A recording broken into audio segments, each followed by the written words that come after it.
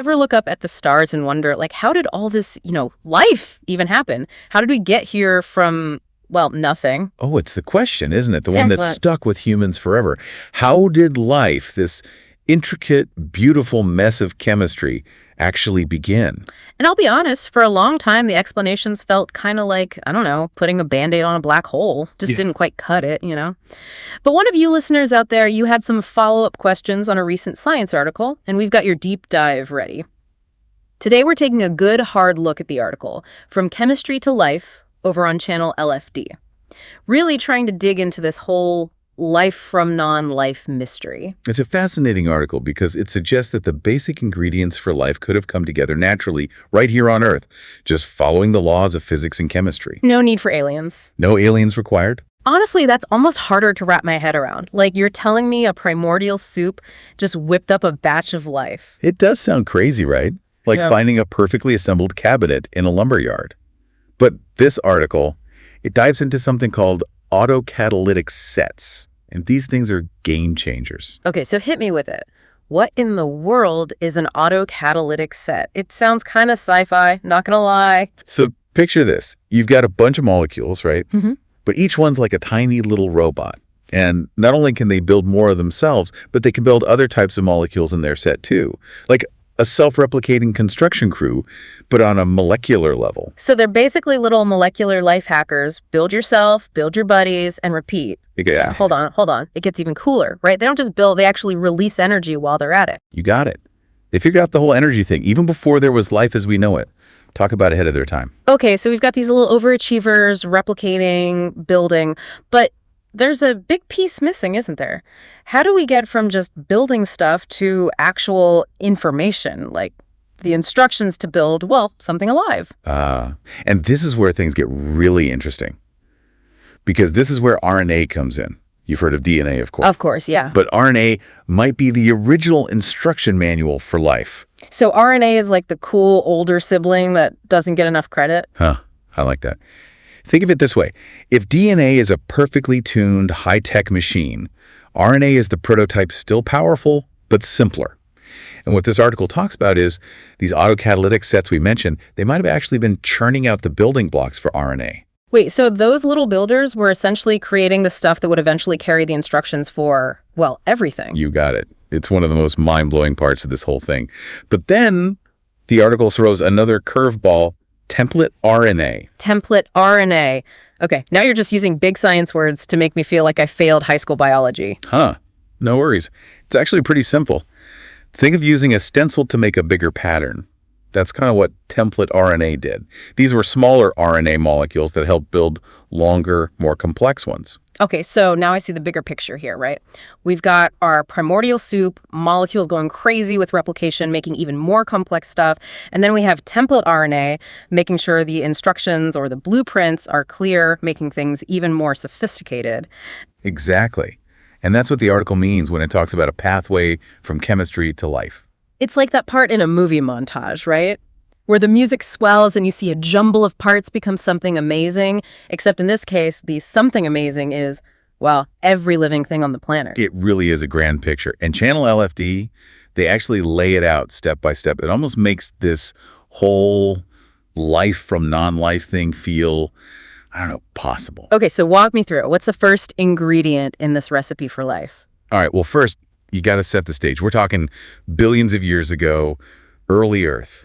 Picture a warm pool of water full of organic molecules, the building blocks. So like a nice little pond, not too hot, not too cold, and all the right ingredients are just hanging out, bumping into each other. Exactly. Sounds like my kind of party. And that, my friend, is where autocatalytic sets make their big entrance. Okay, I bet those little guys don't disappoint. So they're replicating, but they're not content with just making copies of themselves, right? You're getting it.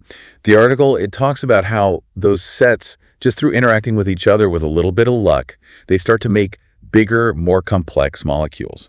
It's evolution, but on a tiny, tiny scale. We've gone from a molecular meet and greet to a full-on dance party in our little primordial soup. But at some point, we have to go from complex molecules to something that can actually, carry information, the blueprint for life. This is where things get really, really cool. Because now, imagine those molecules doing something incredible, not just building, but passing on instructions to build more. That's information, the language of life. So they went from expert builders to, like, master architects, sharing their designs with the universe. And guess what comes back into play now? Don't tell me. Template RNA. You got it. Those little molecular stencils are back, helping make even longer, even more intricate RNA molecules. Okay, so now I'm picturing these stencils floating around, making sure the blueprints are crystal clear. We're talking seriously high-level molecular construction here. And here's where I really got lost in the article.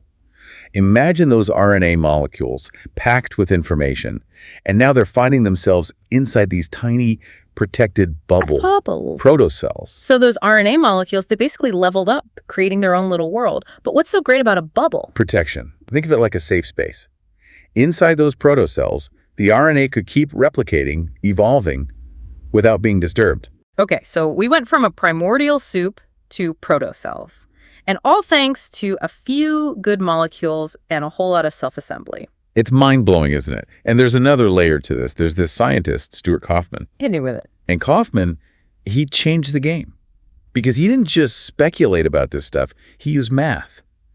And his research on these autocatalytic sets, it showed that they're not just lucky accidents. Given the right conditions, they're actually pretty likely to form. So those busy little builders we talked about, they were practically destined to get together. Exactly. It wasn't some miracle 1 in a billion chance. Kauffman showed that life. It might be a natural consequence of the universe doing its thing. So life forming wasn't some crazy long shot. It was basically bound to happen, mind officially blown. But how do we actually know any of this actually went down? We're talking about, like, ancient history, right? You're right. We can't jump in a time machine and watch it all unfold. Yeah. But we have ways of figuring this stuff out. Okay, so how do you test something that happened billions of years ago? Well, think of scientists like cosmic detectives, right? Ooh, I like that. They're looking for clues at a crime scene, except the crime scene is the early Earth. They analyze ancient rocks, look for chemical traces, the whispers of ancient molecules. Wow. So they're really digging deep into the past. And then they're in the lab trying to recreate that primordial soup we talked about, like coaxing life to happen from scratch. Wow, molecular matchmakers. That's pretty impressive. And don't forget about computer simulations. They're so advanced now, we can model how those molecular systems might have behaved way back when. It's incredible, right? From staring up at the stars and wondering to actually recreating the ingredients for life in a lab. But even with all that, I'm guessing there's still a lot we don't know. Oh, absolutely. But that's the beauty of it. It's like we're at the edge of a giant ocean and we're just dipping our toes in. Every experiment, every discovery brings us closer to understanding how we got here. And you know what this all makes me think about? If it happened here on our little planet, what about everywhere else? Are we alone in the universe? That's the big question, isn't it? And for a long time, it was pure speculation. But now with what we're learning with the science, well, life out there doesn't seem so far-fetched anymore. So all those stars we see, those could be other planets where life is bubbling up, evolving, maybe even asking the same questions we are. It's a humbling thought, right? It really is. And it shows just how powerful science is. It lets us ask, not just, are we alone, but actually go look for answers.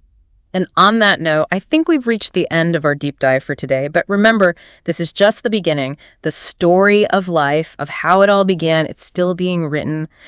And you, dear listener, you have a front row seat. So keep asking questions, keep exploring, because who knows what incredible discoveries await us out there in the universe.